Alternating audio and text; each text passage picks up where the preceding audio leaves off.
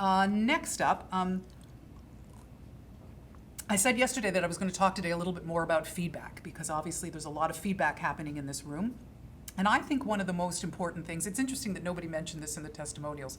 I think a very important thing that I hope you will learn this year is how to deal with feedback on many different levels, because you're going to get a lot of it in your life. And as I said yesterday, nobody likes getting it, but if you can get yourself past the little wounding of pride that happens when somebody doesn't love everything you've written, then you can really, really benefit from feedback. You're going to be getting feedback from me, you're going to be getting feedback from your peers, you're going to be getting feedback from our feedback guest, and that's just the way it works. And some of it will be contradictory. One of the number one things that I would recommend to you for the rest of your lives, whenever you're in any situation where you're getting feedback, always remember, you do not need to respond to that feedback in real time. And in fact, it's better if you don't. It's better if you just take it in. Smile, nod, take notes, and say thank you. Because it's your business and your team's business to decide what feedback is going to be useful to you and what feedback you're going to employ and how you're going to do it. You don't owe an explanation for that to anybody or a defense, and not to me even. And I know sometimes people feel like they need to defend and say, well, the reason I decided was because, and I'm like, it doesn't matter to me. People who give feedback, if they're giving it in a truly constructive and honest way, they're giving it to try and help you make your piece better. They're just giving you ideas and thoughts. They're not giving you directives and rules to follow. And so you get to decide. You shouldn't defend it. So I would say the first thing to do, and also another part of it is, sometimes the feedback doesn't really make sense to you until you've had time to sort of percolate it a little bit. So something that in the room sounds interesting might, when you think about it, isn't going to work, or something that you say, oh, absolutely not. A week later, you might wake up in the middle of the night and go, oh my God, actually that would make this happen. But it might take you a while to figure that out. So never feel like, and the other thing is you're on a team.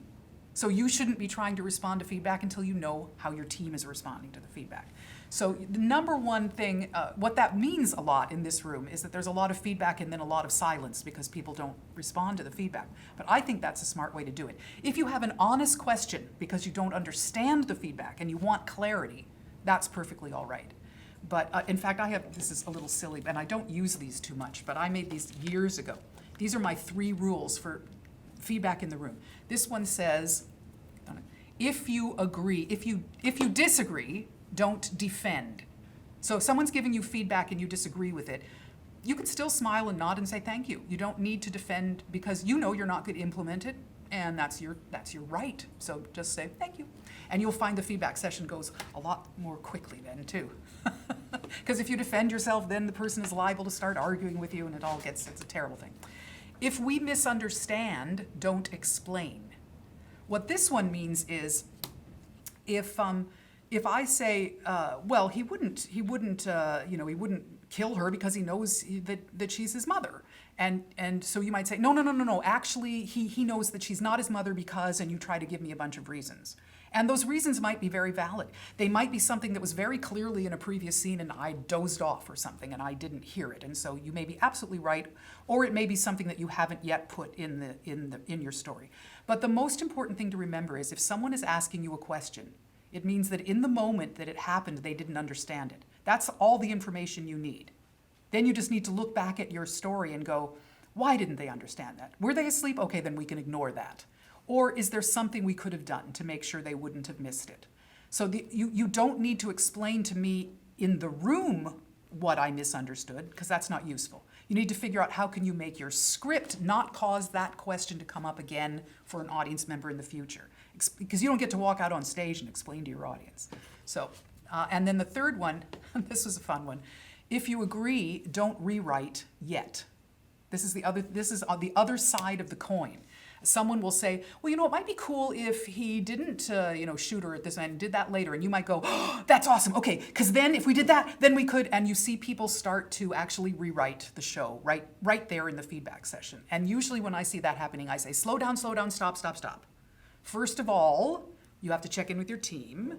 And second of all, sit on it for a few days, because any change you make, it's like a house of cards when you're putting a plot together. So any change you make is going to have a lot of ramifications. So when you are contemplating a change, you're going to need to think that through. And it may be that no matter how exciting it sounded, it's not going to work because of something that you figure out later on. Or you might have to implement it a different way. So those are the things that I would recommend to you in terms of accepting feedback, not just in this room, but anywhere in the world, and maybe even more so outside of this room, where in this room I like to think that people are all here to support you and help you make your show better. But that's not always the case with the feedback you get out there in the world. Sometimes people are trying to show off, or they're trying to put you down because they're jealous, or who knows what.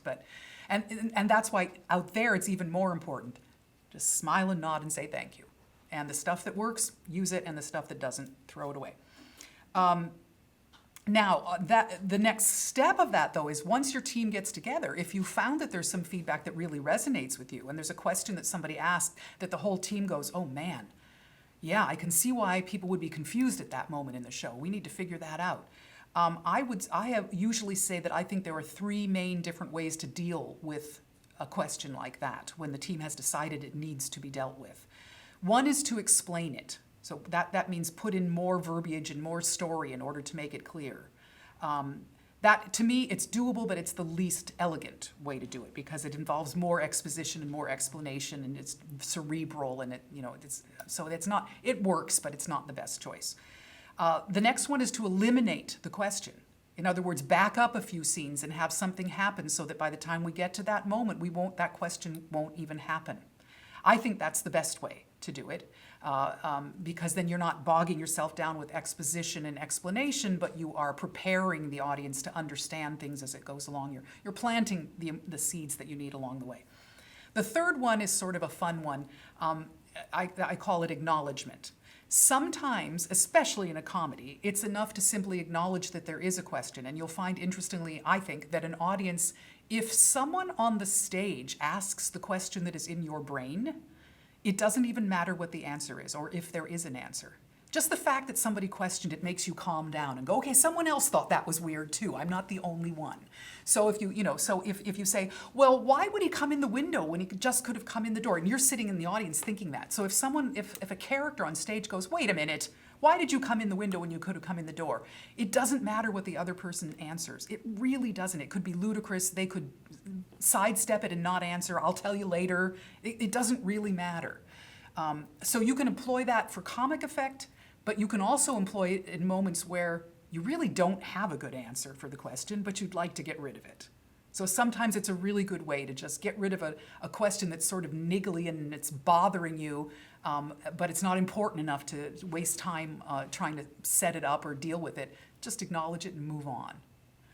So those are the things that I would talk about, and we will talk about all those things as we go along as you're presenting work as well.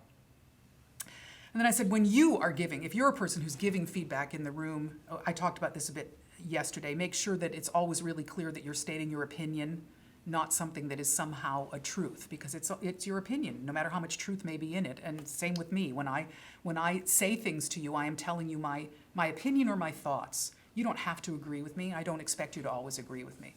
What I hope is that it will make you think harder about what you're doing, but not that you'll just do what people are telling you to do. Okay,